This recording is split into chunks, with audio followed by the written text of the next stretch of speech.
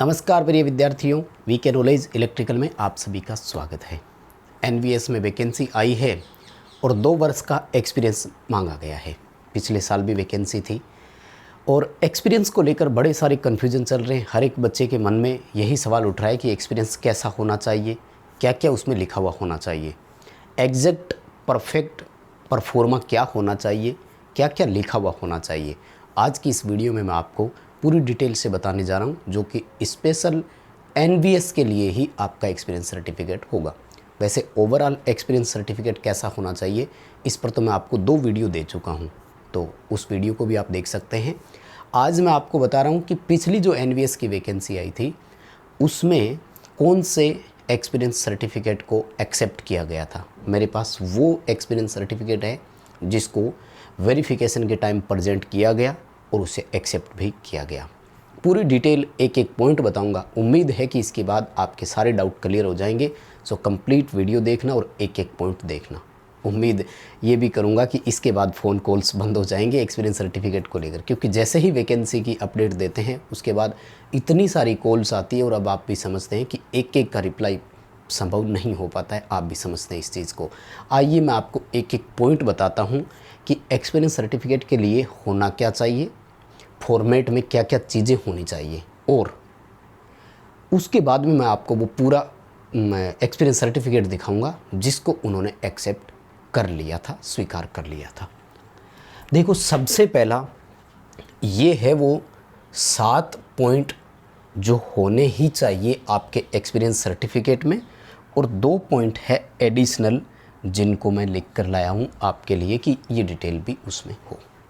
First of all, experience certificate के लिए दिए जाने वाले लेटर पैड पर कंपनी का हेडर होना बहुत ज़रूरी है, ये ध्यान रख लेना। कंपनी हेडर का मतलब समझते हो क्या? प्रूफ दिखाऊंगा तो आएगा। ऊपर मतलब कंपनी की डिटेल होनी चाहिए जिसमें कंपनी का यानी फर्म का नाम, कंपनी हेडर या फर्म हेडर एक ही बात है। मतलब फर्म का नाम, address, official email, official contact number, हो सके तो TIN GST नंबर, वो सब डिटेल उस पर होनी चाहिए। ये लेटर हेड के ऊपरी पोर्शन में होती है, इसे हेडर बोला जाता है। पेज पर हेडर और फुटर 2 होते हैं ना, तो ये आपका हेडर पे डिटेल पूरी तरह से मेंशन होनी चाहिए। लास्ट टाइम बच्चों ने सर्टिफिकेट बनवाए थे तो बहुत सारे बच्चों ने मुझे सेंड किया था, उसमें ऊपर कुछ नहीं था, नीचे बस जहाँ सिग्नेचर होते हैं वहाँ कंपनी की कुछ डिटेल थी। तो ऐसा ना करें, आप परफेक्ट यही चीज़ रखें। मैं आपको पूरी डिटेल से और बताऊंगा। यानी सबसे पहले आपको ये देखना है कि फर्म या कंपनी का हेडर उस पर होना चाहिए जहाँ सारी डिटेल हो। जिसको ज़रूरत पड़े तो वो ऑफिशियल नंबरों पे कांटेक्ट भी चाहे तो कर सके। सेकंड नंबर, जो लेटर आपको बना करके दिया जा रहा है उसका स्पेशल रेफरेंस नंबर होना चाहिए। प्रत्येक फर्म या कंपनी की अपनी एक लेटर पैड होती है और उनके द्वारा समय समय पर लेटर जारी किए जाते हैं, तो आपके उसमें रेफरेंस नंबर होने चाहिए। पिछली बार जब बच्चे लेकर गए थे तो उनमें रेफरेंस नंबर खाली छोड़ रखे थे, तो ये नहीं होना चाहिए। रेफरेंस नंबर देने का मतलब होता है कि आपका उस फर्म में एंट्री हुआ है और पूरी तरह से ऑफिशियल रिकॉर्डेड चीज़ें होनी चाहिए। रेफरेंस नंबर नहीं है, उसका ऑफिस में कहाँ रिकॉर्ड होगा?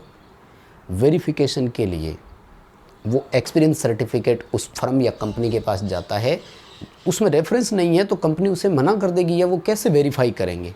मान लीजिए आज से 2 साल बाद वेरिफिकेशन होने जा रहा है, डॉक्यूमेंट तो ऐसे वेरिफिकेशन होते हैं, बहुत डिले होती है, तो अगर उस पर वेरिफिकेशन वो रेफरेंस नंबर नहीं है तो वो वेरीफाई नहीं हो पाएगा, क्योंकि उनको पता ही नहीं लगेगा कि हमने कब इसको जारी किया था। कंपनी वाले को खुद को नहीं पता होगा।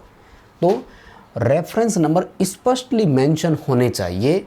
ये आप जिससे भी बनवा रहे हैं उससे रिक्वेस्ट करके मेंशन करवा लीजिए।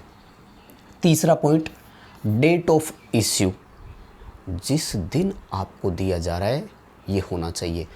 वेरिफिकेशन का सबसे बेस्ट ऑफ वे माना जाता है ये दोनों पॉइंट। कोई भी कंपनी हो, कोई भी फर्म हो, कोई भी ऑफिस हो, उसमें हर एक लेटर की इनकमिंग और आउटगोइंग की है ना रजिस्टर लगते हैं। डिस्पैच रजिस्टर और रिसिप्ट रजिस्टर उनको बोला जाता है। तो यहाँ भी डिस्पैच रजिस्टर में ये आपकी एंट्री होनी चाहिए, तो पर्टिकुलर डेट में होगी, पर्टिकुलर रेफरेंस नंबर भी आपको मिलेगा। दोनों पॉइंट समझने वाली बात थी, ठीक है। अब आ जाइए और जो तीसरे पॉइंट है उस पर क्या है। चौथा जो पॉइंट है वो है कि आपका नाम और फादर नेम क्लियरली उसमें लिखा हुआ होना चाहिए। कुछ एक्सपीरियंस सर्टिफिकेट मैंने देखे जिसमें केवल एम्प्लॉय का नाम है, यानी आपका नाम है, फादर नेम आपने लिखा ही नहीं। तो आपके सेम नाम के तो बहुत सारे हो सकते हैं ना, तो नाम के साथ फादर नेम मेंशन हो ये ध्यान रखें। कोशिश करें उससे लिखवाते समय कि इस नाम और फादर नेम को थोड़ा सा बोल्ड करवा लें। बाकी जो आपका रेगुलर फ़ॉन्ट है वो रेगुलर फ़ॉन्ट में रखें। इन नाम वाले फ़ॉन्ट को थोड़ा सा बोल्ड करा लें ताकि वो अट्रैक्टिव हो जाए और उसी पर आप उनका पूरा ध्यान जाए। हाँ, लैंग्वेज कैसी होनी चाहिए वो भी मैं बताऊंगा, पूरी पॉइंट टू पॉइंट आपको किस तरह की भाषा इसमें लिखवानी है ताकि गलत ना हो। अब देखिए इम्पोर्टेंट पॉइंट जो है ना वो है पांचवा। सबसे इम्पोर्टेंट चीज़ है कि नाम फादर नेम के बाद में वर्किंग डेजिग्नेशन, कार्य पद नाम, किस पद पर आपने काम किया ये बड़ा स्पष्टली मेंशन होना चाहिए, ये ध्यान रख लेना। आपने सुपरवाइज़र का काम किया तो सुपरवाइज़र उसमें लिखवा सकते हैं, आपने मेंटेनर का काम किया तो इलेक्ट्रिशियन मेंटेनर लिखवा सकते हैं, वर्कशॉप अटेंडेंट का काम किया तो वर्कशॉप अटेंडेंट लिखवा सकते हैं, लेब अटेंडेंट लिखवा सकते हैं, इलेक्ट्रिशियन लिखवा सकते हैं, सिर्फ इलेक्ट्रिशियन, वायरिंग इंस्टॉलेशन और वो इलेक्ट्रिशियन में आता है। वायरमैन लिखवा सकते हैं, चलेगा, इलेक्ट्रिशियन वाला बच्चा वायरमैन लिखवा सकता है, वायरमैन का मतलब वायरिंग इंस्टॉलेशन से ही आता है। एनवीएस के लिए स्पष्टली जब आप बनवा रहे हैं तो मैं आपको 5 से 6 पदनाम सजेस्ट कर रहा हूँ, आप वही 5 से 6 पदनाम उनमें लिखवा लीजिएगा। क्या क्या पदनाम अगर आप ज़्यादातर ध्यान दें तो सबसे पहला पदनाम आप इलेक्ट्रिशियन अकेला लिखवाएं तो भी चलेगा,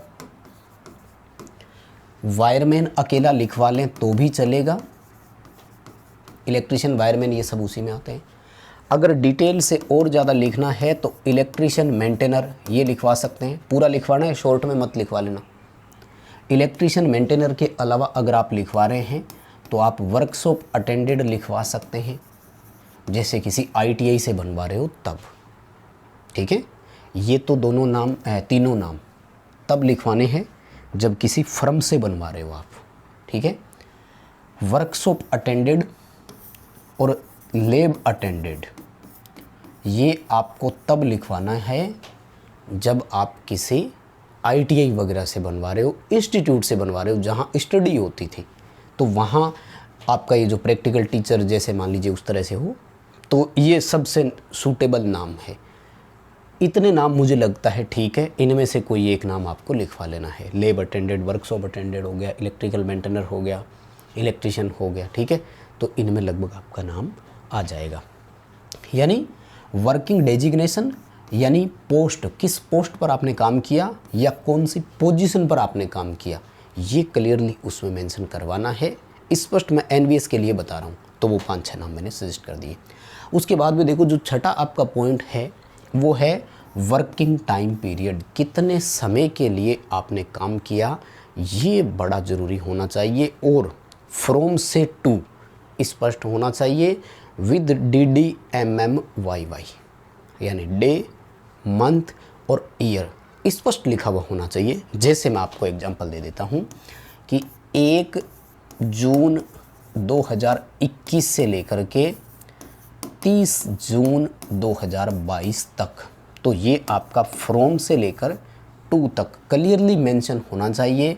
इसको शॉर्ट में मत लिखवाइए, ठीक है।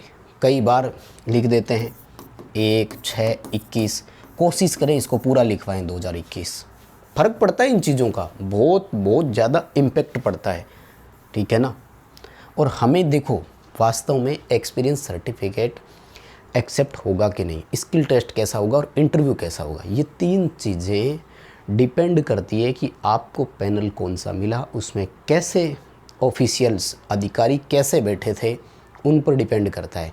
और अगर आप अपने बात को पूरी कॉन्फिडेंस के साथ रख पाते हैं तो एक्सेप्ट हो जाता है। लास्ट टाइम क्या हुआ, जो सरकारी लगे हुए थे उनकी भी कमियां निकाल दी, तो कहीं ना कहीं प्रूफ करने में हो सकता है गलती रह गई हो।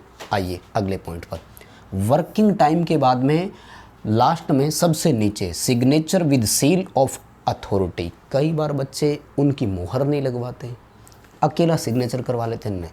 कोशिश करें आप उस फर्म का जो भी ओनर या जो भी ऑथराइज्ड पर्सन आपको बना करके दे रहा है, आप उनसे सील लगवाइए, सील के ऊपर सिग्नेचर करवाइए। कई बार बच्चे खुद सील लगा लेते हैं, साइन नीचे रह जाते हैं, सील ऊपर लगती है। ध्यान रखना, अधिकारी सील के ऊपर साइन करता है हमेशा, ठीक है। कर्मचारी जो होता है ना वो नीचे करता है, जो प्रार्थी होता है वो, और जो अधिकारी होता है वो हमेशा सील के ऊपर। तो जैसे आपने यहाँ पर मोहर लगवा ली, यहाँ उस ऑफिशियल के साइन होने चाहिए विद डेट। उनको बोलना कि सर डेट भी लगा दो साइन करने के बाद। तो ये 7 पॉइंट तो क्लियरली मेंशन होने चाहिए। इन 7 में तो आपको एक भी नहीं छोड़ना है। बताओ बात समझ में आई क्या? मुझे लगता है कि आज आपका कोई कन्फ्यूज़न नहीं रहेगा। उसके बाद में एडिशनल लिखे मैंने, यानी 2 चीज़ें अगर आप और लिखवाओ तो ज़्यादा ज़रूरी नहीं है, स्किप हो जाए कोई बात नहीं, लेकिन कोशिश करें कि इसको भी अगर आप लिख सकें तो। पहला कि उस एक्सपीरियंस सर्टिफिकेट में पेमेंट या आपका बेसिक पे, कि आपको कितनी सैलरी उस दौरान मिली पर मंथ।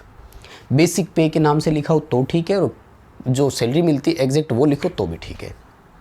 कोशिश करें इसको राउंड फिगर में ना लिखें, 6000 7000 ये ना लिखें। कोशिश करें जैसे 6375 रुपये, कोशिश करें कि इस तरह की चीज़ें लिखवाएं, लगना चाहिए ना जेन्युइन है। और उसके बाद में एम्प्लॉय का एड्रेस, यानी आपका एड्रेस अगर साथ में, तो वो एड्रेस आपको नाम और उसके साथ वहीं लिखवा लेना है, ठीक है। आओ मैं आपको फॉर्मा दिखाता हूँ। ये है वो फॉर्मेट जो लास्ट टाइम एक्सेप्ट हुआ था, मतलब पिछली बार जिस बच्चे का उन्होंने स्वीकार कर लिया था वो ये है। सबसे पहले ये देखो MS, यहाँ फर्म की पूरी डिटेल थी, ठीक है ना। मैंने सिक्योरिटी पर्पज़ से इसको हाइड किया है, तो यहाँ पूरी डिटेल थी। और आपको वो यहाँ लेटर हेड जो मैं बता रहा था, ठीक है, कंपनी हेडर इसको बोलते हैं। इम्पोर्टेंट चीज़ क्या है, रेफरेंस और डेट ये रहा, ठीक है। ये रेफरेंस नंबर यहाँ आ जाएंगे, यहाँ लिखा हुआ था मैंने अभी हटा दिया। और डेट जैसे इसको देखो 17 जनवरी 2022 को दिया था, ये डेट मैंने रख ली, कोई बात नहीं। अब सुनो, एक जो बच्चे गलती करते हैं ना, वो यहाँ पर स्पष्ट लिखवाते हैं एक्सपीरियंस सर्टिफिकेट। ध्यान रखना, इसकी ज़रूरत नहीं है, एक्सपीरियंस सर्टिफिकेट नहीं लिखवाया जाता। यहाँ अगर एक्चुअल लाइन या नाम लिखना है तो यही लिखना है जो आपको यहाँ दिखाई दे रहा है। और ये क्या दिखाई दे रहा है, ये क्या दिखाई दे रहा है, to whom it may concern. असली लैंग्वेज एक्सपीरियंस सर्टिफिकेट की ये होती है, जिसे दिया जा रहा है वो इसे कंसर्न करेगा। और उसके बाद में it is certified that mister और सन ऑफ या डॉटर ऑफ जो भी है, और ये देखो रेजिडेंस इसमें लिखा था पिछली बार, जो भी है यहाँ रेजिडेंस था, has worked with us as electrician maintenance. और ये देखो विद इफेक्ट फ्रॉम, इन्होंने पूरी डेट लिखी है, विद इफेक्ट फ्रॉम, ठीक है, जो भी हो ये डेट आ गई। और उसके बाद में देखो इन्होंने एडिशनल लैंग्वेज और लिख दी, he has wide knowledge in electrical wiring installation, electrical equipment installation and maintenance, और जितना भी है। लास्ट में ये ध्यान रखना, एक करेक्टर वाज गुड या करेक्टर हैज़ गुड, ये थोड़ी सी लाइन और लिखवा देना। और यहाँ देखो ये रहा, ठीक है ना, नाम लिखा हुआ था और यहाँ सिग्नेचर थे, तो यहाँ वो होनी चाहिए सील, सील विद सिग्नेचर। तो ये है पूरा फॉर्मेट। बताओ बात समझ में आई क्या? अब मुझे लगता है कि मैंने आपको अपना बेहतर दिया है। वीडियो पसंद आया है तो लाइक वाला बटन आपको दबाना पड़ेगा। आज तो मैं रिक्वेस्ट कर रहा हूँ, दबाना ही पड़ेगा, स्किप किए बिना आप जा ही नहीं सकते, ठीक है। और स्किप करके सीधा नहीं भागना। इस वीडियो को अपने दोस्तों के साथ शेयर करना है। बहुत धन्यवाद।